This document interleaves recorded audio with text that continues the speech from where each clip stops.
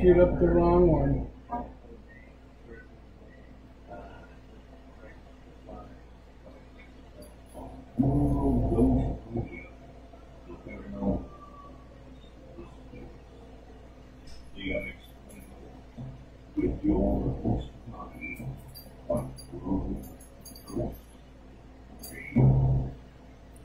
Hey, how's it going? Right now, we are live on World Ghost Radio, and I got my co-host Kim here. How's it going? How are you doing today, Kim? I'm good. Thanks for having me today. And today's guest is a friend of mine. I met him over at the Virginia City at a Paracon. And then I've talked to him before. He's a good dude. He actually had a chance to spend time with World Ghost and the Chill Seekers over at the Washoe Club, and we got some amazing evidence definitely there. So today's guest is Shadow Mafia Paranormal. Are you guys there? Hello? Guys there? We're here. Okay, I know Facebook, it's going to be a little bit hard to hear, so if you guys could tune in to Vegasrocks, you'll be able to hear them over the phone. Unfortunately, we were having some technical difficulties, but if you guys want to check in and also be able to hear us over there and then watch the video if you like. But when I put the final clip together of this show, you'll be able to, see here. So that'll be all good.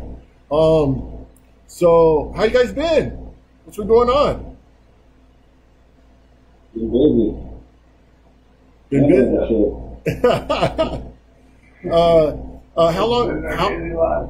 How long have you been investigating for? Randy. Well, as a group, me and Daryl have been investigating together for about 5 years now. Yeah, about 5 years. 5 years. Personally, we've been investigating for obviously a lot longer. Mm-hmm. Just we lived up in the Victor Valley in our area, and pretty much history from that point on. Nice. Murphy Paranormal over in Lucerne. Yes, I know RJ, good dude, good friend of mine. Shout out to Murphy Paranormal. I got a chance to investigate out there at Nipton. Definitely on a location out there. Definitely. So what? I guess I'll start. What got you into the paranormal investigating and everything? You or me, Randy? You go ahead and start off, brother. I've been dealing with this since I was a kid, so I pretty much, being a kid, learned how to piss them off and how to respect them, and then when I got older, kind of forgot about it, but ended up in a pretty jacked up house and bought my own equipment back in about 2000. Just to monitor try to figure out how to monitor the situation, and then I ended up selling my stuff on eBay after I gave up on it, and then started making money. So I started buying more equipment, reselling it, making money for about 10 plus years, and then got into just going out and investigating myself. And yeah, Randy, I was gonna say, what about you, man? Well, for myself, pretty much the same thing. Starting out as a kid, just seeing things that I couldn't explain. Nobody else could really explain to me either. And it pretty much just picked up from there. The interest, it piqued my interest as a kid.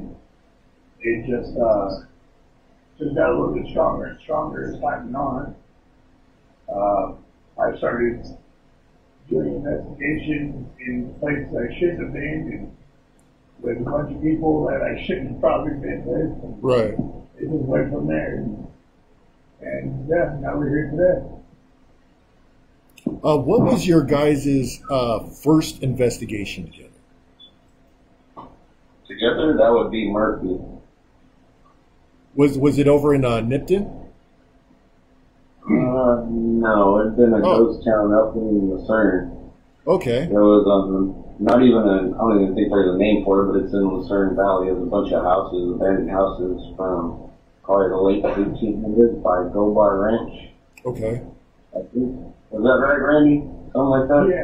Yeah, it was out off of the 18 and I believe 247 area, way out in the middle of Lucerne, in the heart of nowhere. But yeah, that was our first investigation together, and that's actually where I met Daryl and RJ and everyone else. Mm-hmm. And yeah, I realized they're Coming down the road sideways in my Altima, down the dirt road. Yeah, that was the first impression of Daryl right there. What did you capture any evidence of activity over in that location that first time? Oh, yeah, we caught a lot of stuff at that specific location. Do you want to go ahead and mention about your friend with his little picture, Daryl? Oh, George, yeah. I had a roommate who didn't believe in the paranormal whatsoever. Hardcore gangbanger as a roommate. Yeah. Had it head to toe, and he wanted to tag along with me. I'm like, yeah, sure, go ahead, He went in there with us, and he's like, oh, man, something tugged on my shirt. So we had our photographer, Sabrina. Yeah. She had a high-end camera or whatever, flash photography and whatnot, and she's really good at what she does with the photography. She captures this shadow figure. She's like, hey, check this out.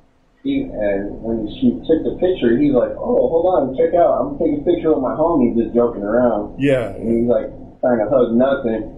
But when she showed him the picture, there's a big old shadow figure on the other side of him about a foot taller than him. He straight ran out of that place, sat in the car for the next 3 hours waiting for us to leave.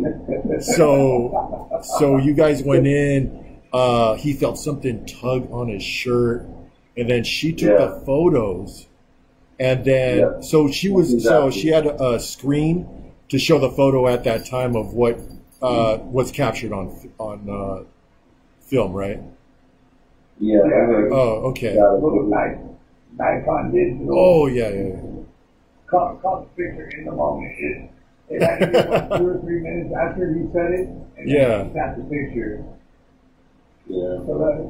So yeah, we catch some pretty good stuff. And then he how big is this dude? Is he like a big dude, or is he like a medium-sized guy? He's about your height.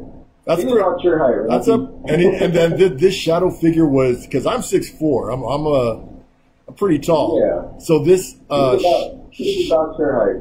This shadow figure was even a foot taller than this dude. No. Well, yeah, he's about a foot. The shadow figure is about your height, and he's about a foot taller than this guy. Oh, okay. All right. And then he just didn't want to come out of the car. He was just freaked out and just was like, I'll wait the 3 hours until you guys are done. Pretty much. And he walked around the whole entire car checking the suspension, make sure it didn't go any lower. Oh, man. Well, if I'm not mistaken, Daryl, didn't he leave his doors locked also? He wouldn't let nobody in the car until it was time to go. Yeah. Oh, man, that's crazy. Especially, being, a first timer capturing a shadow figure. I'm sure that kind of, and he was a skeptic, right? So it turned him into a believer. He was a straight skeptic. And then he was a roommate, and after a year, he pretty much learned that shit was real. Because a lot of activity in my house. So you guys been on for the past 5 years. You've been on investigations. Has it just been California, or like have you been here to? Well, of course I know you've been to Nevada, Daryl. Have you been anywhere else like Texas or back east or any other locations like that? Not yet. It's been primarily Southern California, Northern California, Nevada, Arizona, the lower end of the state. And what do you? Yeah, what was your? I'm sorry. what was the scariest experience that you have had when you've been doing this? Like, what was like the worst experience? Ooh. Want this one, Randy? Well, in a personal sense, I'd have to say, I don't want to name the place because I could probably get in trouble for being there. But No, that's fair. when I was about 19, me and some friends did an investigation, and we got chased out of the house by an apparition. And I mean, we literally watched this thing form in front of us, actually coming up the staircase, and they made a roundabout up the staircase, and we decided we were going to go right past it, the opposite direction, and it followed until we hit the threshold to the door. What And needless to say, we never entered that building again. what did the apparition like? What did it look like? It honestly, it almost looked like an old horseman. Like it had the riding boots, the chaps, things like that. But it looked basically like a 19th century, I'd say carriage driver in a sense, like in that spectrum of decorum, I should say. So like, the way he was dressed, that's what it looked like to me. so like the late, like you say, like Western 1800s type, or Yeah. Oh, okay. Yeah, late 1800s, like I said, horse-drawn carriage type, just typical horsemen, Yeah. and that, like I said, that had to be like the scariest shit I've ever seen. No, that's so what you ended up like. So you went into this undisclosed location, Yeah, and you and your friends. How many friends were there with you? there was 5 of us. There was 5 of you, and then this Yeah. apparition, like it just like did it smoke, or did it just appear? You guys just like saw it, or and then it just went up the stairs. Honestly, right off the bat, Mm-hmm. we had gone upstairs in the home, and we could hear boot steps coming up the stairs. And as we looked over the banisters, all we saw was about the waist down. And then as it slowly came up the stairs, it materialized more and more and more until pretty much a solid figure standing in front of it. Okay. Man, that is amazing. Have you guys got a chance to see the Morgan City apparition caught on film? No. No. I was going to ask if it was like that kind of like was this thing actually like color, like you could see it, or was it like a white ghostly apparition? Honestly, it was colored, but it was very, very, very faded, almost Transparent? almost like it had, yeah, it was transparent, almost had like a smoky hue to it. Oh, okay. So the color was there, but it wasn't, basically, it wasn't in Technicolor. Wasn't in Technicolor. It wasn't. Ghosts weren't invented in Technicolor. Yeah, exactly. So what about you, Daryl? What happened with you? Scariest experience? Scariest experience, man. Not really much. I'd probably say when we got yelled at in Victor Valley Cemetery and Randy got a little shook, I looked at him and I'm like, okay, what do I do now? I see Randy get shaken and I'm like, okay, you gonna run or am I gonna run or what's going on? I heard this thing come through the speaker like, oh my god, like what the fuck was that? And I looked at Randy, he's like, I'm like, oh shit. What do we piss off now? Other than that, I don't get shaken pretty easily. What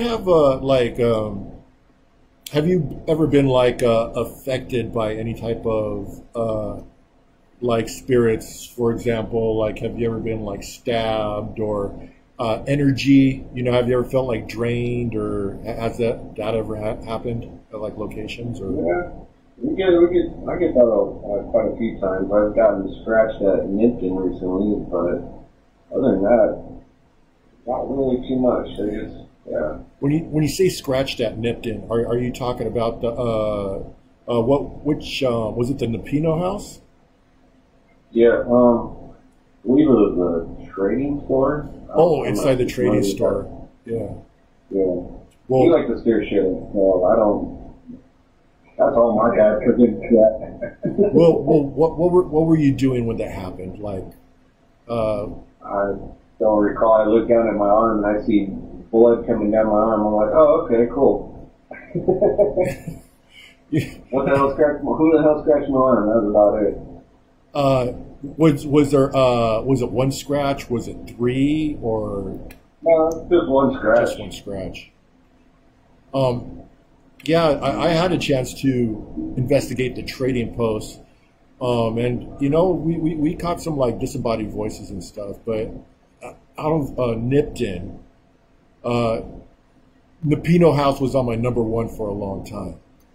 That place, that Napino House was what happened. I'm not sure if you heard what happened, but we ended up going in to investigate, and then I guess one of the people that had passed away, the father, and then the son was already passed away, and then someone that was at the Nipton location, they knew the son, and he went in, and then in the bathroom, he got pushed into the mirror. I couldn't get it on camera, but he came running out, and he was just freaked out. No, I'll shoot you a link to the video, but it was just Nipton is a pretty underrated location to me, so that not many people know about. I believe we caught the father of the son on the audio there. But other than that, yeah, like you said, there's a lot of disembodied voices. Definitely. Yeah, and you know what? There is some poltergeist activity.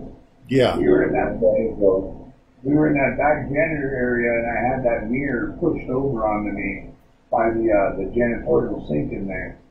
Oh man. Yeah, that was actually caught on video. In the mop room, or the room door. Yeah, the mop went completely sitting static.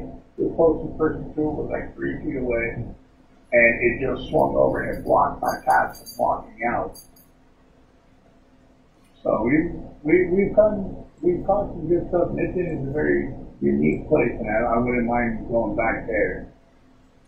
No, definitely haunted location. What do you guys feel about the hotel that they have there? Did you guys get a chance to investigate the little hotel space? I think it's like 6 rooms or something.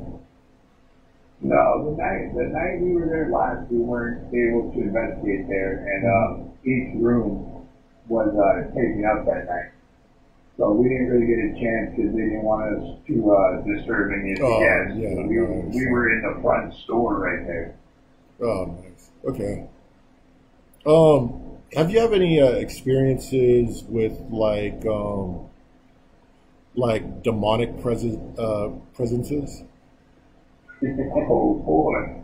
I know it's a. Yeah, we get our fair share. At least we do get ones that claim to be demonic. Okay. What's that guy's name over at Victor Valley, Daryl? What they always? The dude that always comes to and claims to be the demon, but I always call him out. He's illegal, right?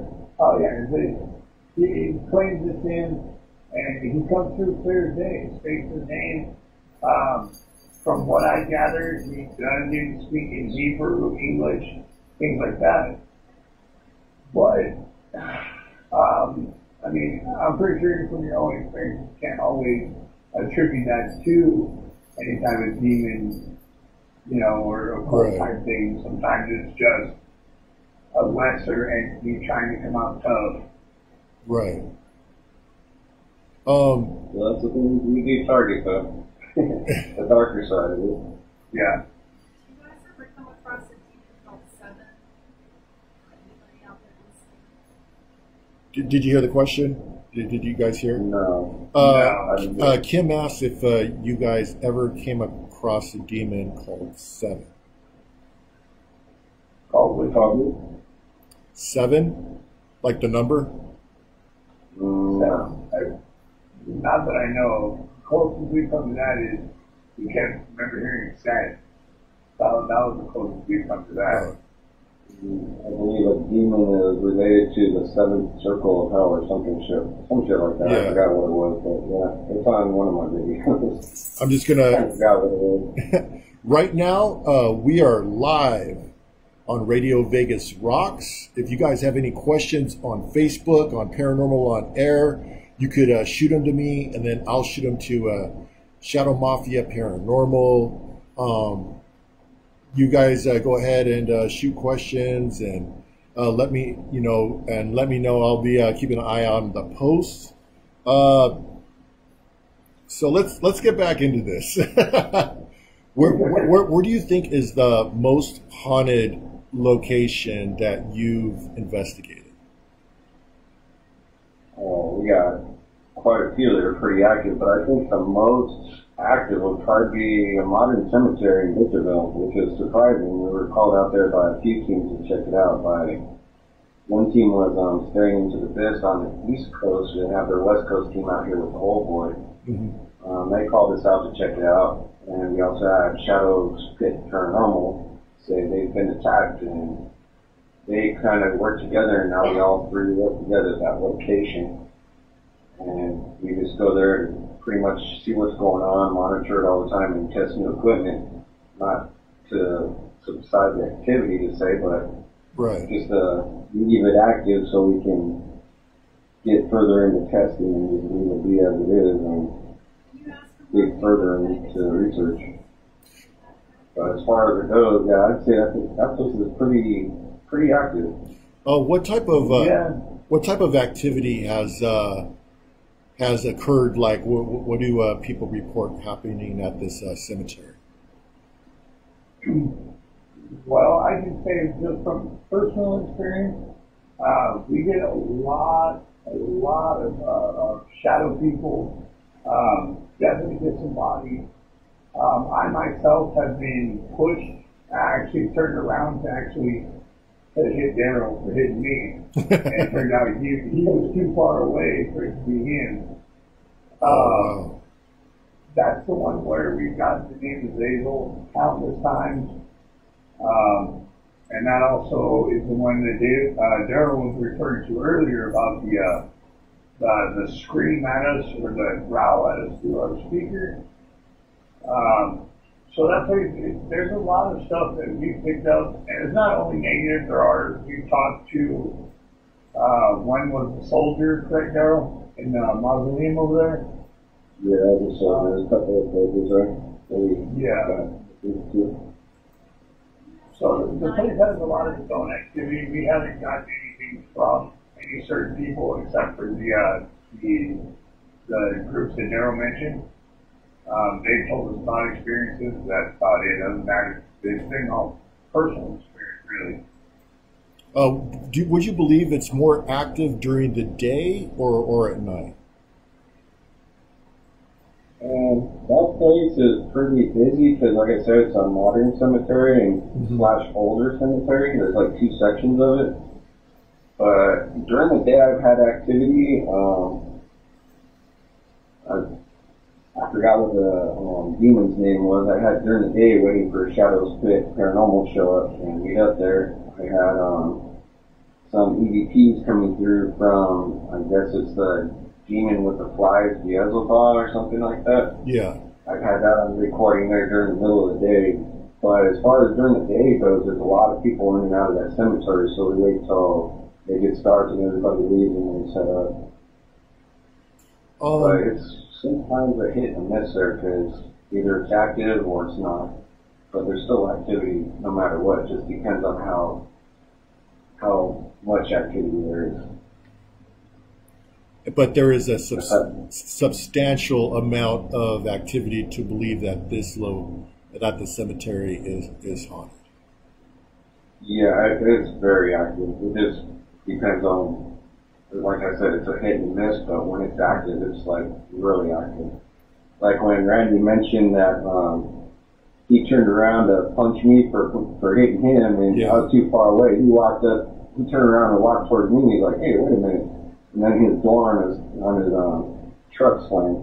Oh man! So, I own a Sonic XP, and I had the door open. We were actually closing up, getting ready to leave, and I felt two hands on my shoulders just hit me forward. And like I said, I thought it was Daryl. I turned around to say something to him, and next thing you know, my car door slammed. Oh, wow. Yeah. We've had some pretty good experiences there. There's a lot of course, equipment now. Did you guys use equipment to investigate? As far as audio or video or Just what do you guys got? What do you guys use? got everything: REM cam, Zoom, tripods, pretty much everything. Blueberry. Got a portal. I'm trying to get a custom-made portal from Hub, but he won't respond to my comments. I even offered to pay double, but you know, yeah, we pretty much got everything. And then I'm about to pick up 2 high-end cameras in about a week. It's gonna run me about $3,000, but. Which ones are you getting? There's some new Sony cameras. They have actual stabilizers, like the drone technology. Inside the camera itself, the camera is on stabilizers. It'll move even though the camcorder body itself is moving around. Yeah, we got one of those. The 4K one, the new 4K one they got. Yeah, it's like about $1,000. Yeah. We're gonna get a couple of those. And, yeah. So I guess I'll start with Randy. What's your favorite piece of gear while investigating? Like, do you prefer audio or cameras? You know, it's really hard to say what my favorite piece of equipment is. I'm one of the I'm one of the purists, I guess. I like to be as simple as possible. If I could, I would just go with the tape recorder. Right. And, you know, just go in that sense, just because I do like it when it's nice and quiet, where there's nothing possible to contaminate anything. So you're more of a EVP guy? Yeah, I am more of an EVP guy. And hopefully if I'm lucky, then I guess we do get visuals. But yeah, I'm definitely more of an audio guy. And for those that don't know what EVP is, it's electronic voice phenomenon, which means they're trying to capture voices of spirits around them on a tape player or on a digital recorder, I guess now, either or. What about you, Daryl? What do you like to use? Same thing, the audio. I like to capture the audio like on EVPs or even programs, whatever it takes, you know, to figure out what's there. And then I'll run a bolt and see if they collaborate with each other or not and whatnot. And then throw up the video camera just to capture everything on video so you have a visual for what's actually going on in the audio. What was the name of the cemetery again one more time? So that way they know where this is. This is Victorville Memorial. There's like 3 cemeteries up there, but this one is below a hospital. Okay. And it's off of 7th Street. And don't go alone because it is ghetto as all for No, that happened to me one time. Me and a long time ago, I was on an investigation, and yeah, you got to make sure that that your stuff is safe. Yeah, I think the neighborhood's more scarier than the actual. Yeah. So, do you guys? Do you guys prefer to work like do you stay up till the late hours? Do you do overnights, or do you just like stay a couple hours and then try to collect what you can and then leave? Like, do you do overnight investigations, or you just like cut it off? Like, oh, I felt like I got enough evidence. I guess. Oh, sorry. Go ahead, Joe.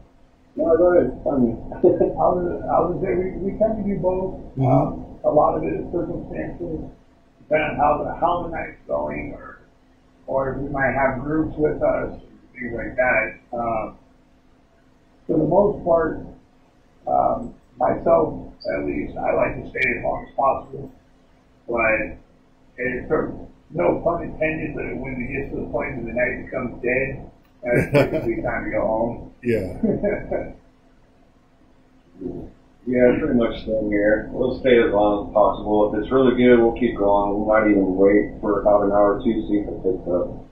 But some locations, like the one we got coming up, was sponsored by, what is it, Haunted, it was by Kathy. What's Kathy's group, Randy? Haunted History of Philadelphia. Yeah. Haunted History? She's on, yeah, I think Corona, they're going to let us do the Corona Civic Center, I believe. And locations like that were limited to time. And we'll also be joined by Pacific Coast Paranormal, and Bill Thompson runs that.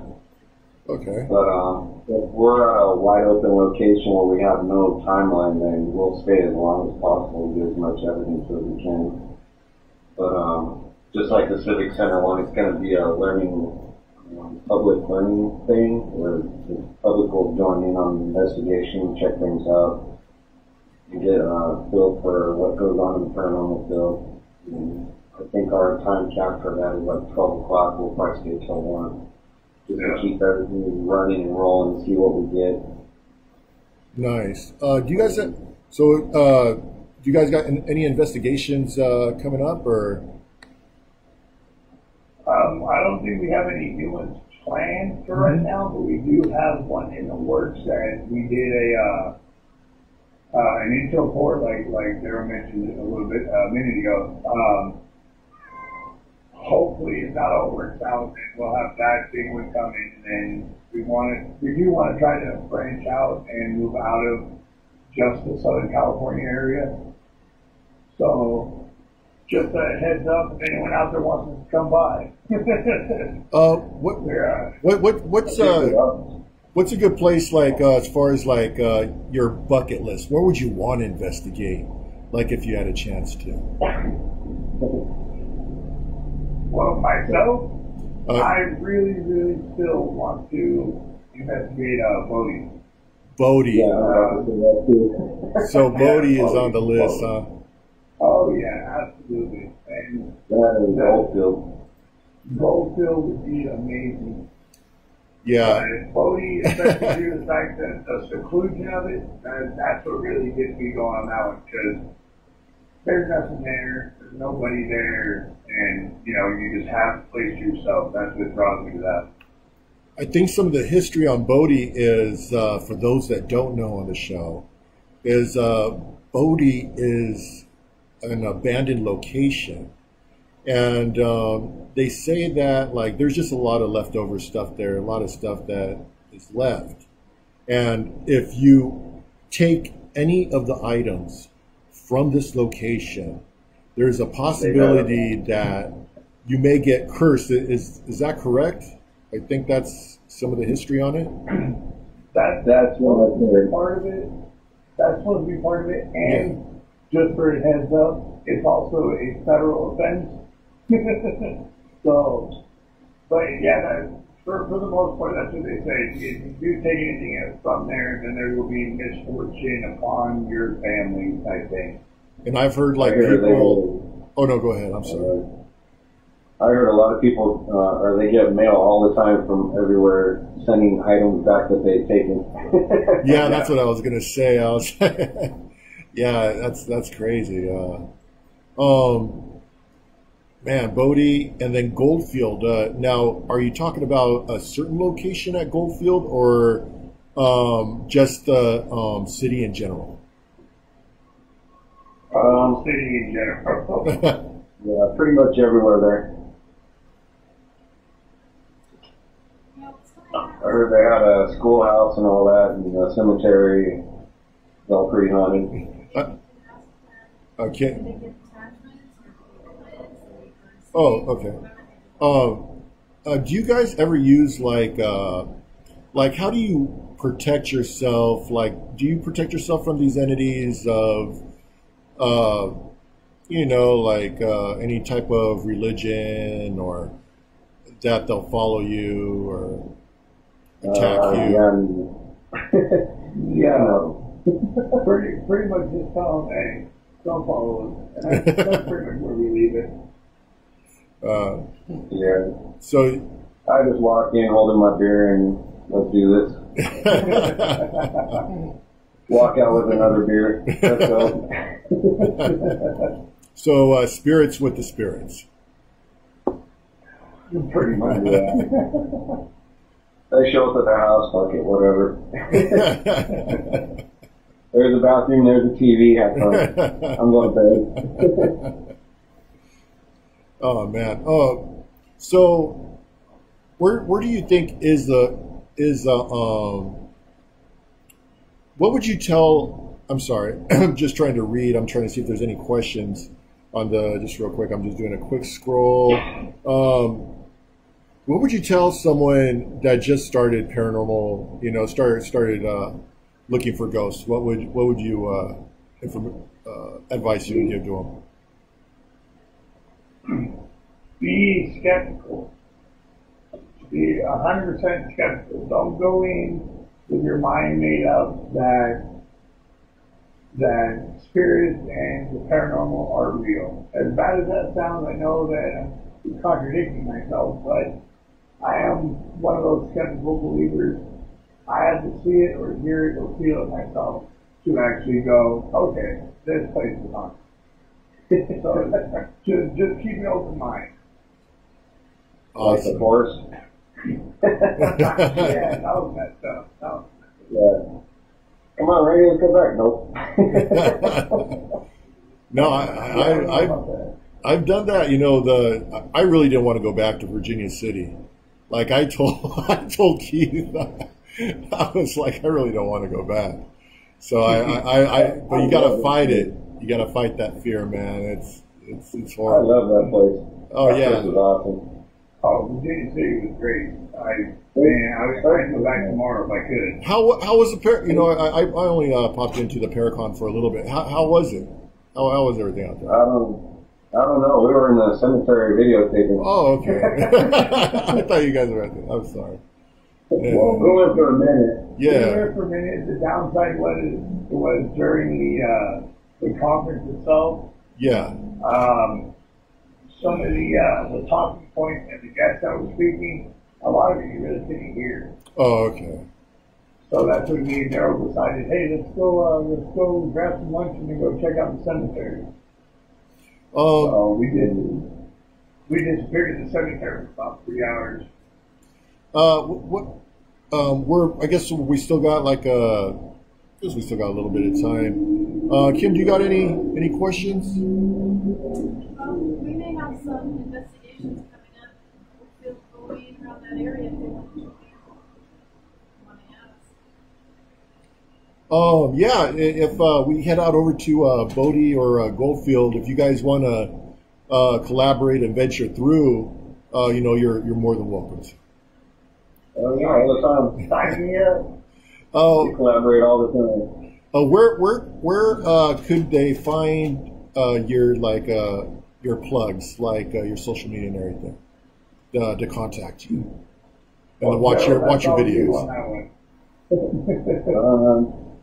You can catch us on Facebook on Shadow Mafia Paranormal. We got a group and a page where you can catch my personal page, which is almost full, but yeah, you can hit us up on the groups or the pages there. We're on a lot of other pages, Murphy Paranormal. We're on Staring Into the Abyss all the time. Haunted History podcasts. We do a lot of collaborations with them. You can hit them all up. We're all on there. shadows get from Our videos are on YouTube, correct, girl? Yeah, you can check us out on YouTube. Got some videos up there, not everything, but most of it, some of it. So that's Shadow Mafia Paranormal, and they just search in and okay, sounds good. Before I leave, I just want to say I got my haunted vintage collection over at Las Vegas Oddities. Be sure to drop by. That is in the Arts District of Las Vegas. And you can always find us on paranormalonair.com, hauntedvintage.com, and worldghost.com. We will be having a new video out hopefully within a couple weeks. And do you have anything? Or Kim, you got any questions or anything to say before we sign off? Oh, this is all you, dude. It's your show. Also, if you didn't get a chance to listen to Pulsar's show, he's on at 6 p.m. here on RadioVegas.rocks.